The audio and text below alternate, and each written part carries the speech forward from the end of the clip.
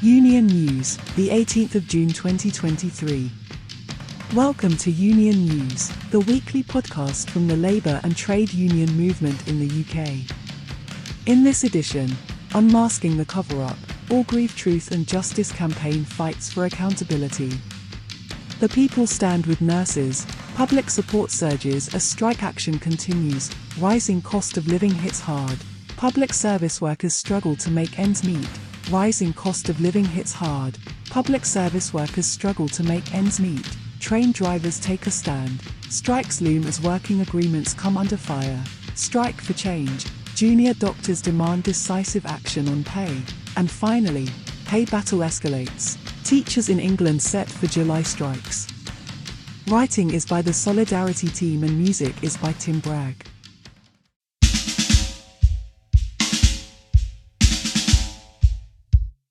Unmasking the Cover-Up, Orgreave Truth and Justice campaign fights for accountability. The Orgreave Truth and Justice campaign, OTJC, renewed its calls for an inquiry into a severe state attack on organised workers by the Conservative government at a march this week. The campaign seeks to hold those responsible accountable for their actions. The campaigners argue that an inquiry would expose the government's lies and cover-ups regarding their role in managing the pit closure program, orchestrating militaristic police operations during the miners' strike in the 1980s, and manipulating the courts and media to create a false narrative that demonized and criminalized workers fighting for their jobs and communities. The incident in question took place on June 18, 1984, when police confronted striking miners at the Orgreave coking plant in South Yorkshire. The police had previously impeded pickets and engaged in acts of violence. On that day, they corralled the miners into a field and initiated a violent charge with mounted and riot police, leading to what has been referred to as the Battle of Orgreave.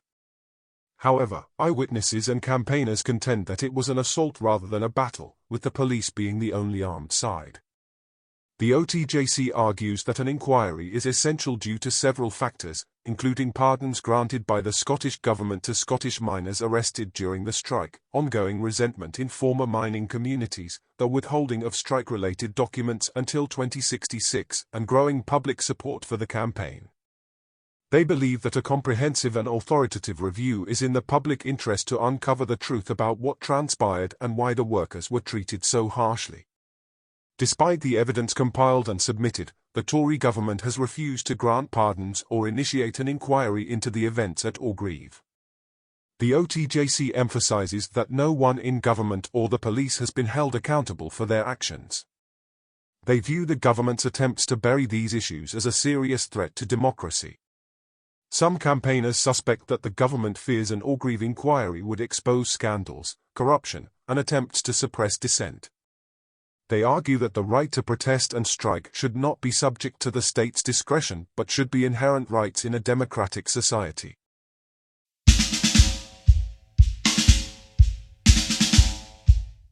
The people stand with nurses, public support surges as strike action continues. Support for striking nurses has surged even higher than when the industrial action began 6 months ago, according to the Royal College of Nursing, RCN. In an RCN poll, it was revealed that 62% of the public now backs the strikes, marking the highest level of support for any profession engaged in strike action. A majority of supporters expressed strong support for nurses. Additionally, more than 8 in 10 respondents, 82%, expressed their backing for a pay increase for nurses. The RCN is conducting a second ballot among its 300,000 members as per government regulations, which require reballoting after a 6-month period of industrial action. If nurses vote to continue their campaign, the strike will persist until December of this year, with voting concluding on June 23. RCN General Secretary and Chief Executive Pat Cullen acknowledged the immense public support received by nursing staff during this time. The presence of patients on picket lines, some coming directly from their hospital beds, provided a significant morale boost for the nurses concerned about leaving patients unattended. Cullen emphasized that the unwavering public support should draw attention in Downing Street, calling on Rishi Sunak to recognise the significance of this backing. Cullen stressed the importance of doing right by nurses, as it ultimately benefits patients as well. Cullen noted that support for the nursing strikes cuts across party lines, and urged Sunak to regain public support this summer. The upcoming 75th anniversary of the NHS is expected to elevate this issue further in the context of elections.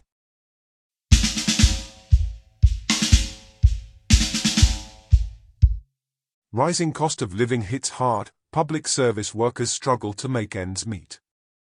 During a debate on the rising cost of living, Unison delegates highlighted the difficult choices faced by public service workers, including having to sacrifice meals to provide for their children.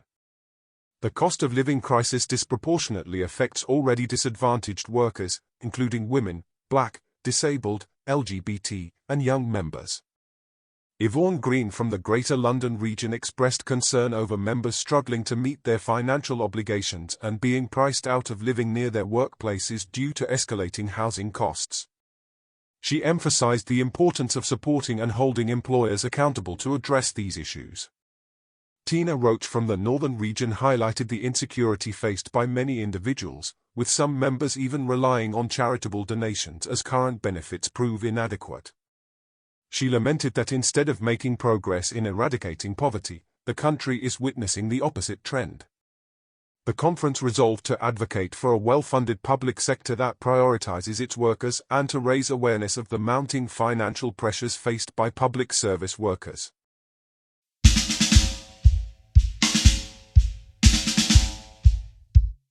Train drivers take a stand, strikes loom as working agreements come under fire. Train drivers from the union ASLEF have initiated 2 new disputes against private rail operators to protect their working agreements.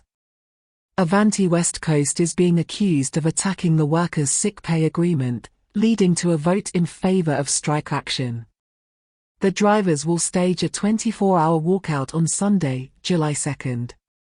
In a separate dispute, drivers at London North Eastern Railways, LNER, will enforce an overtime ban starting from Saturday, July 1st.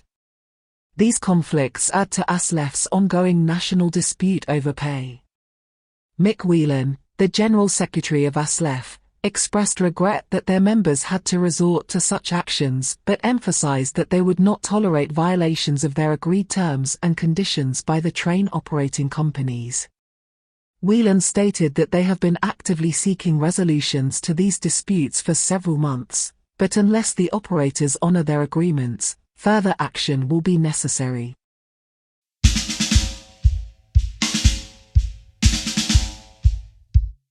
Strike for change, junior doctors demand decisive action on pay. Junior doctors in England, following their 72-hour walkout, are being encouraged to escalate their strikes to demand proper negotiations and a substantial pay offer. Tens of thousands of doctors, supported by the BMA union, took part in a march from Tavistock Square to Parliament Square last week, calling for fair pay and the preservation of the NHS. The government's current offer of a mere 5% pay increase has been deemed inadequate, leading to calls for more decisive action. Junior doctors express concerns about the strain on waiting lists and the shortage of staff, emphasizing the importance of unity and continued strikes. They are also considering collaborating with other unions, such as the RCN Nurses Union, to strengthen their cause. The ultimate goal is to bring about meaningful negotiations for a significant pay offer and rejuvenate the fight to protect the NHS.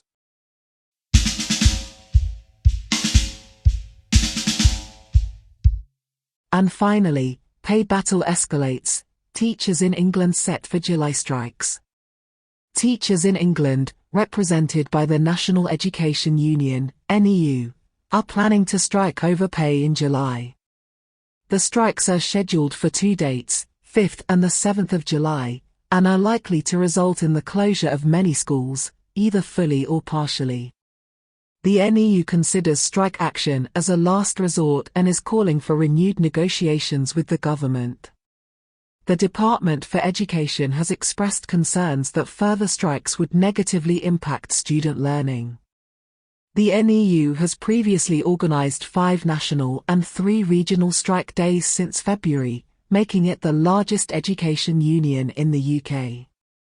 The most recent strike on the 2nd of May affected a significant number of schools, with less than half fully operational.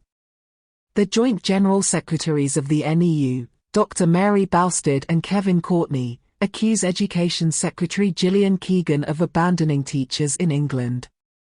They demand that Keegan engage in negotiations, as their previous appeals have been disregarded.